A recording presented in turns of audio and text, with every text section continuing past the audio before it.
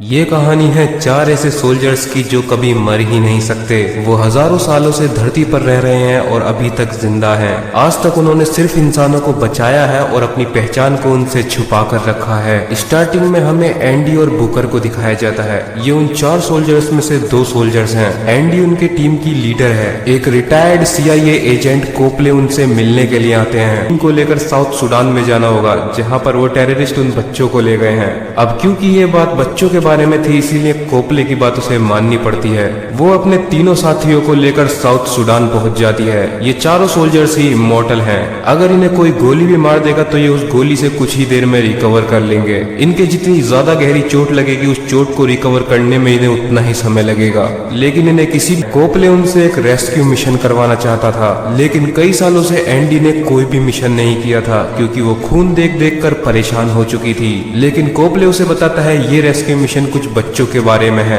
Andy को अपनी team को ले जाकर कुछ छोटे बच्चों को रेस्क्यू करवा कर लाना है। कुछ टेररिस्ट ने एक स्कूल पर हमला कर वहाँ के टीचर्स को मार डाला और वहाँ के छोटे छोटे बच्चों को बंदी बना लिया। अब एंडी को अपनी टीम तरीके से मारा नहीं जा सकता। ये चारों लोग बहुत दूर तक पैदल सफर करते हैं और टेररिस्ट के ठिकाने पर पहुंच जाते हैं। अब वो सोल्जर्स बड़ी ही आसानी से उन टेररिस्ट का मुकाबला करते हैं। उनमें से काफी सारे टेररिस्ट को वो मार भी डालते हैं। जब वो आगे बढ़ते हैं तो उन्हें एक रूम के बाहर कुछ जूते पड़े हुए दिखते हैं और वो जूते छोटे बच्चों के होते हैं, इसीलिए उन्हें लगता है कि बच्चे रूम के अंदर हैं। वो चारों रूम के अंदर घुस को वहाँ पर एक सीक्रेट कैमरा लगा हुआ दिखता है। दरअसल में ये सारी प्लानिंग CIA एजेंट कोपले की थी। उसने उस रूम के अंदर कैमरे लगाए हुए थे और जिनकी मदद से वो अपनी स्क्रीन पर सब कुछ देख रहा था। उसे इस बात का सबूत चाहिए था कि धरती पर अभी भी चार ऐसे लोग जिंदा है जिन्हें मारा नहीं जा सकता। इसीलिए उसने ये प्लान बनाया और अब इस चीज का प्रूफ उसके पास था। अब एंडी और उसकी टीम इस बात से बहुत ज्यादा परेशान थी, क्योंकि जिस सच जाते हैं लेकिन रूम पूरी तरीके से खाली पड़ा हुआ था। लेकिन तभी वहाँ पर चारों साइड से कुछ सोल्जर्स आते हैं और उन्हें गोलियों से भून डालते हैं। बहुत सारी गोलियां चलाने के बाद वो चारों जमीन पर गिर जाते हैं और उन सोल्जर्स को लगता है कि वो चारों मर चुके हैं। लेकिन तभी अचानक से उन चारों की आंखें खुल जाती हैं और उनके घाव अपने आप भरने लगते हैं। वो वापस उठकर उन सभी को बड़ी ही बेरहमी से मार डालते हैं। तभी सच्चाई को उन्होंने कई सालों से छुपा कर रखा था, वो सच्चाई दुनिया के सामने आ जाएगी। इसीलिए इंडिया प्लान बनाती है कि वो CIA एजेंट कोपले को मार डालेंगे। इससे पहले कि वो दुनिया को ये बता पाए कि चार ऐसे लोग जिंदा हैं जिन्हें मारा नहीं जा सकता,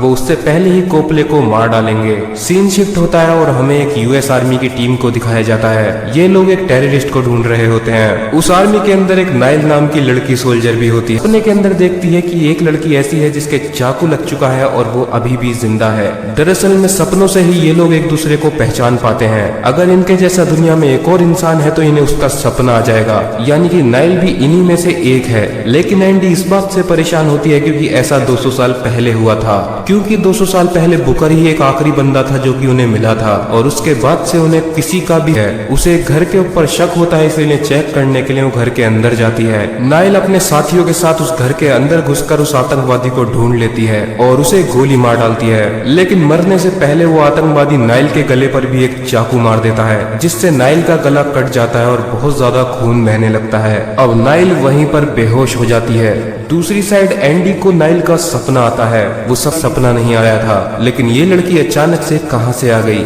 इसीलिए एंडी डिसाइड करती है कि वो उस लड़की को ढूंढकर अपने साथ ले आएगी। दूसरी साइड नाइल के साथी उससे बहुत ज्यादा घबरा रहे थे, क्योंकि उसकी गर्दन पर सबके सामने ही उस टेररिस्ट ने चाकू मारा था। लेकिन अब नाइल के गले पर कोई भी चाकू का निशान ही नहीं है और गले पर इतना गहरा घाव लगने के बाद भी नाइल अभी भी जिंदा थी। इस बात से सभी लोग बहुत ज्यादा डर देगा। लेकिन स्टीव को उनके ऊपर टेस्टिंग कर ऐसा फॉर्मूला बनाना होगा जिससे कोई भी इंसान कभी न मरे। दूसरी साइड नाइल को जर्मनी भेजा जा रहा था, लेकिन तभी वहाँ पर एंडी पहुंच जाती है और वो नाइल को वहाँ से बचा कर ले जाती है। लेकिन जब नाइल की आंख खुलती है तो उसे कुछ समझ नहीं आता। वो अपने आप को एक कार में पाती है।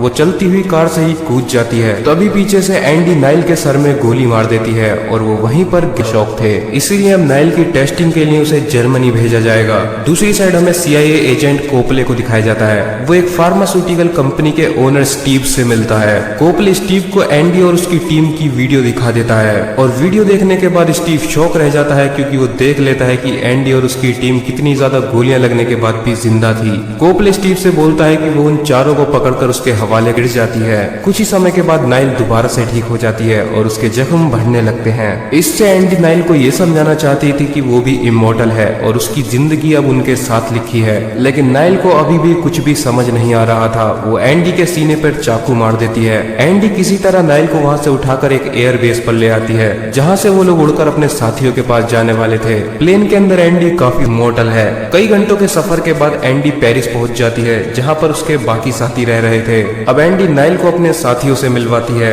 लेकिन नाइल के लिए ये सब चीजें बहुत ज्यादा नई थी। उसे समझ ही नहीं आ रहा था कि वो किस तरीके से जिंदा है। वो एंडी से उसकी उम्र पूछती है, जिस पर एंडी जवाब देती है शायद 2000 साल। ये सुनकर तो नाइल बिल्कुल शॉक रह जाती है। अब नाइल एंडी से पूछती है तो इसका मतलब ये हुआ कि वो लोग बिल्कुल इमोर्टल हैं और वो कभी भी मर ही नहीं सकते। लेकिन इस पर एंडी जवाब देती है कि ऐसा बिल्कुल नहीं है, उनकी भी मौत का समय आता है। कई साल पहले उनका एक और साथी हुआ करता था। वो एक लड़ाई के बीच था और लड़ाई के बीच में ही उसकी शक्तियां चली गई थी, जिसके बाद उसके जख्म बढ़ना बंद हो गए और वो वहीं पर मर गया। यानी कि वो लोग मर तो सकते हैं, लेकिन इस बात का किसी को पता नहीं है कि वो लोग कब मरेंगे।